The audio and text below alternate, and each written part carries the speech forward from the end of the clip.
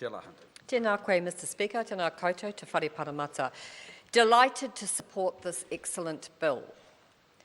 If we're going to talk about freedom of choice, let's talk about a genuine choice for all, which is a quality, locally based public education system.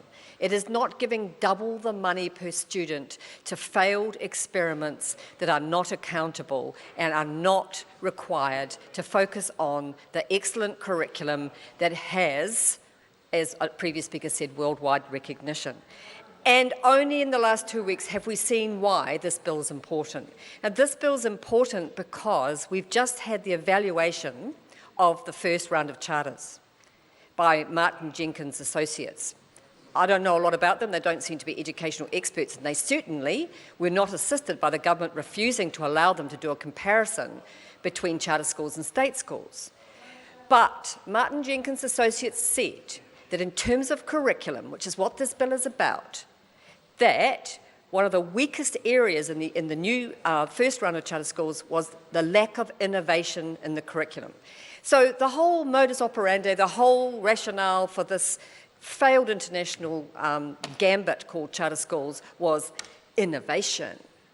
And if you read the rather narrow evaluation on innovation, you will find, sorry Mr Speaker, we will find that the only way in which they innovated was around putting so-called experts on their school board instead of parents. So there is no accountability to parents. There are people who may or may not have expertise. They've been put on these boards. That's the big innovation.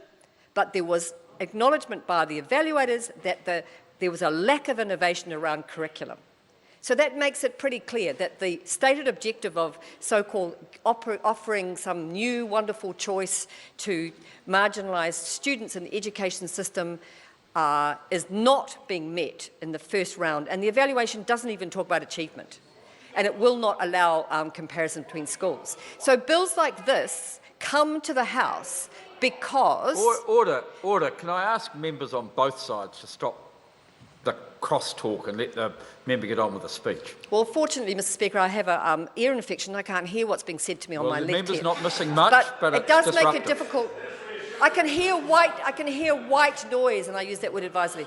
But what I do want to talk about is the fact that the curriculum is important because of the breadth. And when you get schools that are now experts in prep for the army and marching, there is a very good reason to worry about breadth and to want the full weight of the New Zealand curriculum to be offered to these students, because we are hearing stories that there is a lack of breadth. Putting aside this evaluation that focused on the lack of curriculum innovation, there is also plenty of interesting stories coming out of the existing experience of charters. Nobody can say that the curriculum was a success at Whangaruru. Nobody can say that. It's a tragic story.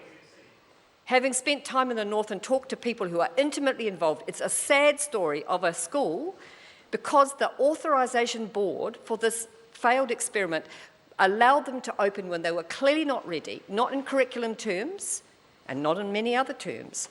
The children were the guinea pigs for a failed experiment. That is inexcusable use of public money for children who are already struggling. And I would never be romantic enough to say that the education system is perfect. For Māori students in particular, I am passionate about Māori students getting access to things like te kotahitanga, which changes the Pākehā view of teaching education.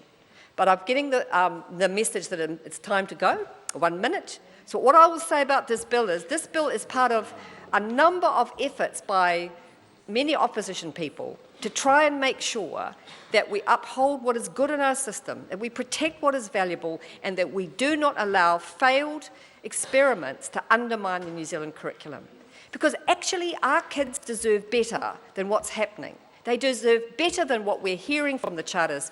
And if their own evaluation tells you there's no innovation, the curriculum has not innovated, what was this all about, Mr Speaker? What was the point of doubling the money per student to only find that kids are missing out on the breadth of the curriculum and learning how to do marching, missing out on cultural responsiveness that should be a given in some schools, missing out on the genuine education that we need to fight for, which is quality and public. Kia ora tātou katoa.